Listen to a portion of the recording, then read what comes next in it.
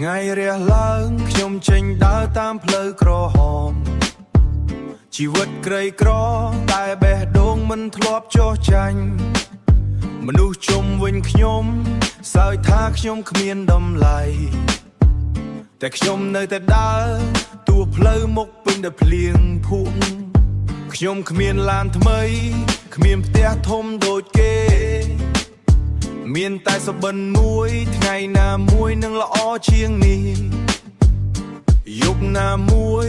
ខ្ញុំនៅតែមើលមេឃពណ៌ខ្មៅសួរខ្លួនឯងថាតើពេលណាជីវិតនឹងផ្លាស់ប្ដូរខ្ញុំដើរតាមផ្លូវជីវិត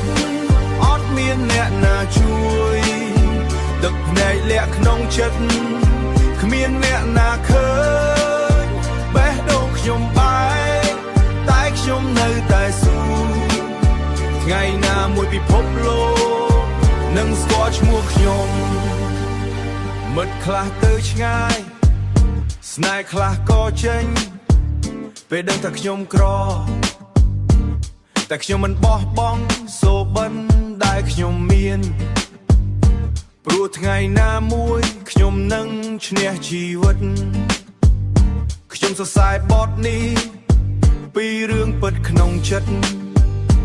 ពីការឈឺចាប់ដែលខ្ញុំមិនធ្លាប់ប្រាប់បើអ្នកស្ដាប់ហើយមានអារម្មណ៍ដូចខ្ញុំសូមចាំថាអ្នកមិនអាចក៏ទេក្នុងពិភពនេះខ្ញុំដើរតាមផ្លូវជីវិតអត់មានអ្នកណាជួយទឹកភ្នែកលាក់ក្នុងចិត្តគ្មានអ្នកណាឃើញបេះដូងខ្ញុំបែកតែខ្ញុំនៅតែស៊ូថ្ងៃណាមួយពិភពលោកនឹងស្គាល់ឈ្មោះខ្ញុំ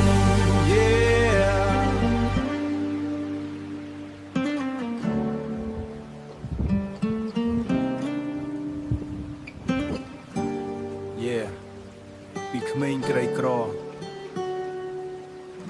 ទៅកាន់ថ្ងៃដែលពិភពលោកស្គាល់ឈ្មោះខ្ញុំ ប្រាក្រេ